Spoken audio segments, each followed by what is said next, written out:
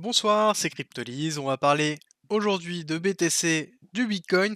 On va faire un petit point, voir un petit peu où on en est après ce magnifique rallye que l'on a eu. On va essayer de comprendre pourquoi on a eu ce rallye, qu'est-ce qui s'est passé, qu'est-ce qu'on peut entendre justement ensuite. Alors, petit rappel au niveau du BTC, n'oubliez pas, tous les jours du lundi au vendredi, le matin vers 8 heures, je vous fais la matinale où je vous passe en revue un petit peu les news et notamment on analyse le BTC et un petit peu des fois des autres monnaies pour voir ce qui peut se passer ou même des indices qui rentrent en corrélation. Donc là, c'est un petit plus que je fais, mais je vais juste vous rappeler un petit peu là où on en est. Au niveau du BTC, on est sur une schématique vague 1, vague 2, vague 3 d'Elliott qui s'est terminée ici le 14 avril et on est dans un retracement A, B, C.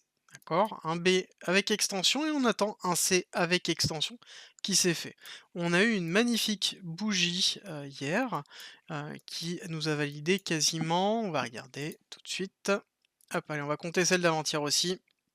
Hop, 17 de rallye, donc c'est un très très beau rallye, on va essayer de comprendre pourquoi. Mais juste avant, on va aller faire un petit tour pardon, en semaine, voir comment on clôture la semaine.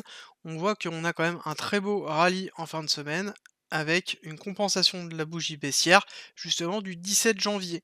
D'accord? Donc là, en l'occurrence, on a quand même une belle schématique, et on voit que on est dans une petite correction de la continuité baissière qu'on est en train de faire. Il faut savoir que là, pour l'instant, on n'a toujours pas de signe de retournement de situation. On va être obligé dans tous les cas de redescendre un petit peu pour les chartistes, si jamais les chartistes nous faire un bout double bottom, pour pouvoir repartir. Et globalement, pour ceux qui utilisent un peu la smart money, on sait très bien que ici on a une grosse zone de liquidité qui se trouve et qui va attirer forcément le prix à un moment donné. Donc on pourrait très bien avoir une schématique, hop, on va dessiner un petit peu mieux, qui se met en place comme ça. Premier, hop, le deuxième, on remonte et là on pourra avoir une schématique, une belle schématique de redépart avec une grosse accumulation qui se trouve là pour ensuite repartir. Donc ça pourrait être un premier signal d'une intention haussière, mais ça c'est une première idée. Hier je vous ai fait une vidéo sur une notion de piège et on va en discuter un petit peu par rapport à ça. D'accord? On va juste regarder avant la vue mensuelle parce que c'est intéressant de voir. La vue mensuelle pour l'instant, voilà, ça met tout de suite en perspective. On voit que le rallye qu'on a effectué est juste ridiculement petit par rapport à ce que l'on a perdu. Hop, et globalement, on est en train de travailler une zone de retracement qui est le 236 pardon, à 41 400. Donc là, on va avoir une résistance forte qui est en train de travailler, qui est justement une corrélation par rapport au Fibonacci. Ça, c'est important de le garder en tête. Pourquoi? Parce qu'on va rentrer justement dans le vif du sujet, décortiquer un petit peu ça, et vous montrer qu'il y a des raisons, il y a des explications, et rentrer un petit peu pourquoi on a fait un rallye fort, qu'est-ce qui s'est passé, et qu'est-ce qu'on peut attendre. Alors, on revient au journalier. Je vais réactiver un petit peu mes indicateurs, mes premiers en tout cas. Donc, on va reprendre où on en était. On va passer peut-être en 2 heures, 3 heures, allez, 3 heures histoire de voir un petit peu mieux la schématique. Voilà. On était arrivé sur un arrêt de la tendance baissière. On a eu un premier arrêt qui a formé un psy, et ensuite on a eu une extension qui nous a formé le SC, d'accord, le Selling Clean Max. Donc on a une schématique qui se met en place de week off, donc qui est une accumulation, ou qui peut être une redistribution. C'est important de savoir, c'est qu'une accumulation et une redistribution commence toujours de la même façon et que ensuite c'est par la suite qu'on détermine si c'est l'une ou l'autre.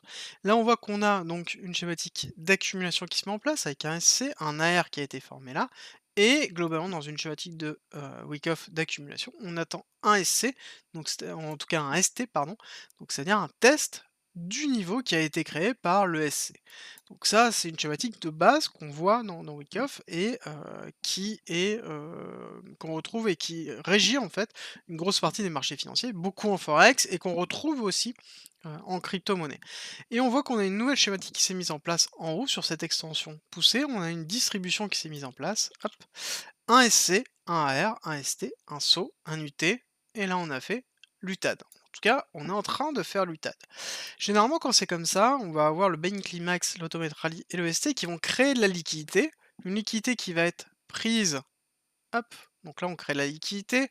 Ici, on mèche dessus, on prend la liquidité, on redescend, on crée de la liquidité par rapport au niveau qui était là, hop, on prend, pareil là ici il y avait de la liquidité, on prend la liquidité et on repart par le haut pour faire l'UTAD pour prendre la liquidité qui était là.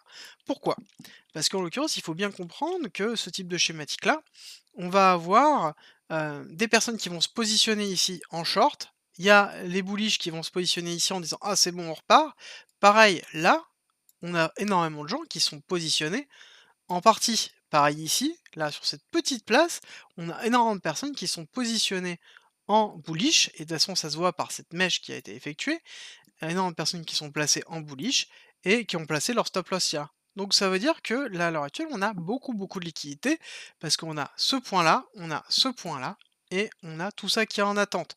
D'accord? Donc là, on a une distribution qui est en train de se valider. Cette distribution sur Wyckoff, qu'est-ce qui se passe? Il se passe que normalement, une fois qu'on a terminé la distribution, on descend. La question elle est, est-ce que la distribution est terminée?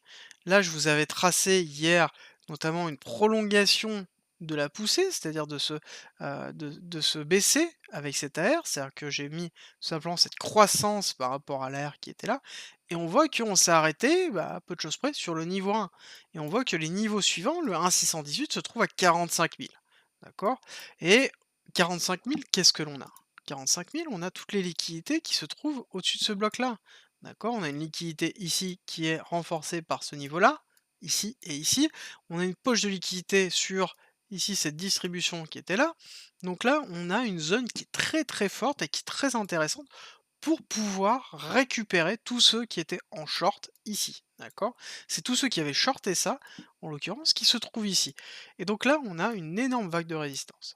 L'autre point, pourquoi on a eu un rallye aussi important, à savoir qu'on a eu des volumes assez faibles? Bah, tout simplement parce qu'on avait très peu d'ordres qui se trouvaient là. D'accord? Il y avait très très peu d'ordres à la vente qui se trouvaient ici et on a eu énormément d'actions sur cette poche de liquidité qui s'est fait là. Et donc du coup, on a eu un rallye qui a été assez fort et très rapide au niveau de la schématique qui s'est faite. Et on voit de toute façon que là, on a une perte de vitesse qui est effectuée, ce qui est un peu normal étant donné qu'on est le week-end. N'oubliez pas que le week-end, on va avoir des actions qui peuvent être invalidées par le début de semaine, donc il va falloir vraiment surveiller lundi, mardi, et notamment dimanche soir, comment ça va se passer avec l'ouverture des marchés, pour voir est-ce qu'on a une invalidation de cette schématique-là ou pas. Ensuite, l'autre point qui est important à noter, c'est est-ce que cette schématique, elle est terminée? Ça, c'est très important. Déjà, on va aller.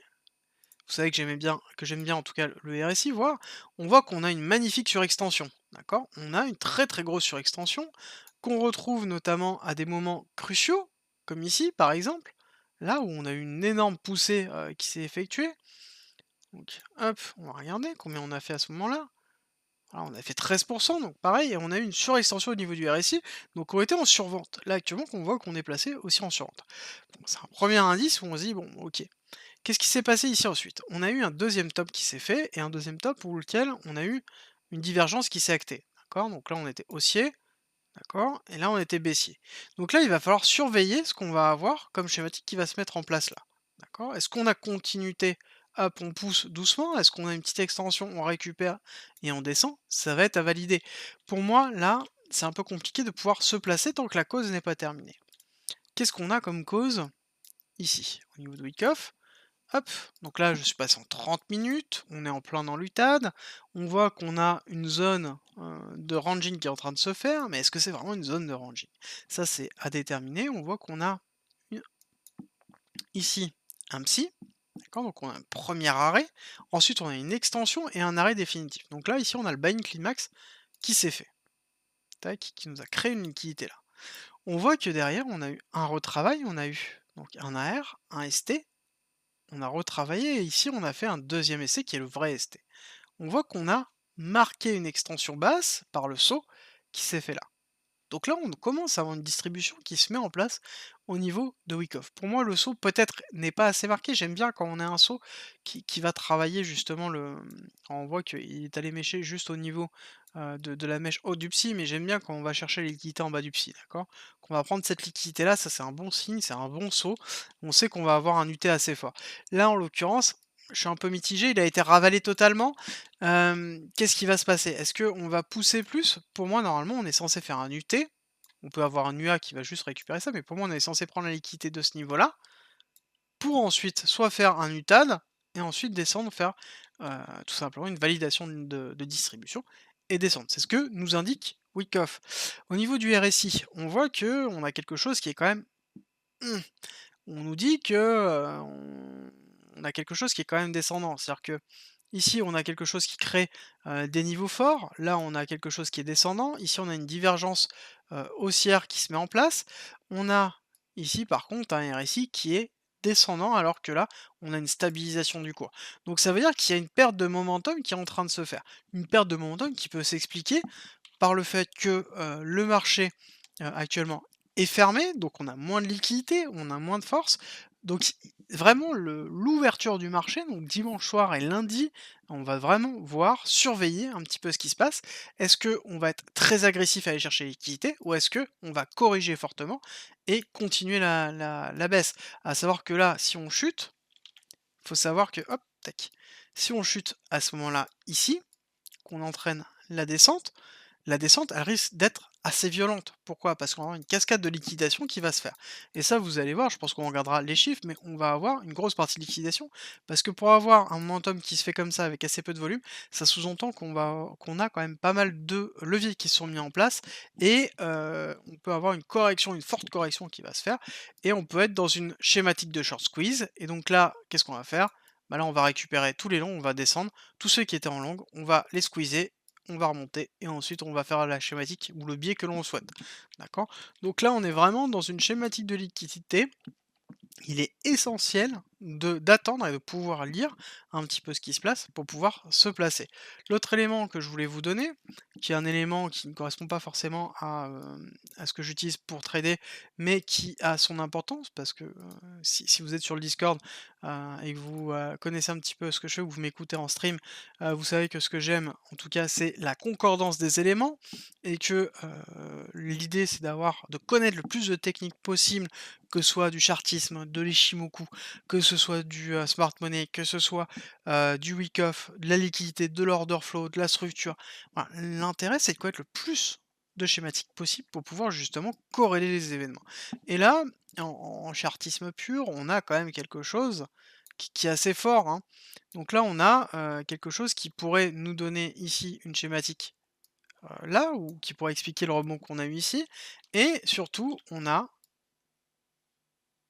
là, quelque chose qui se schématise là. Et le niveau important, il se trouve au niveau du 1,618 que je vous ai montré tout à l'heure. Il se trouve ici. Ça, c'est un niveau qui est essentiel, qui est dans les 44 000, qui est la ligne de coup d'une figure chartiste qui est, justement, une épaule tête-épaule. Donc on a une épaule ici, une tête et une deuxième épaule qui se fait là, d'accord? Qui s'est cassée ici à ce niveau-là, dans cette zone-là. Et donc du coup, cette zone-là va être essentielle étant donné qu'il y a beaucoup de retail qui vont se placer sur une schématique là-dessus. Là, on est en train de faire un pullback sur cette zone-là. On a de la liquidité forte par rapport aux shorts qui ont été effectués. On a des order blocks qui sont ici. On a une schématique qui est en train de se mettre en place et qui va être certainement décisif là-dessus. Je pense qu'il y a beaucoup qui va se jouer là. Donc c'est important de pouvoir le déterminer, de faire vraiment attention à tous les pièges de manipulation qui sont en train de se faire dans la création de liquidité, étant donné que on est en train de faire quand même un pullback dans une zone de chartisme. Donc on a une convergence d'éléments qui nous donne à nous dire que mmh, il y a des choses qui vont se passer. Et est-ce que ça va être vraiment les biais forts? C'est-à-dire que, admettons, on peut très bien avoir une bougie qui va se faire ici. Tous ceux qui trade justement sur du chartiste se disent: «Bah, allez, c'est bon, on est en train d'invalider cette figure chartiste baissière. Donc du coup, hop, on y va, on all-in».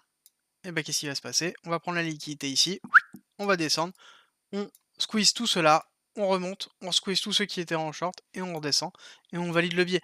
Et donc là, on se retrouve vraiment dans une schématique classique et habituelle d'un mouvement institutionnel fort et ce qui serait cohérent justement avec ce qui est en train de se passer à l'heure actuelle au niveau du BTC. Et on irait valider justement potentiellement ici la zone de liquidité basse pour aller ensuite prendre le niveau qui est là pour potentiellement aller faire des plus hauts par la suite ou descendre un tout petit peu plus bas pour ceux qui me suivent.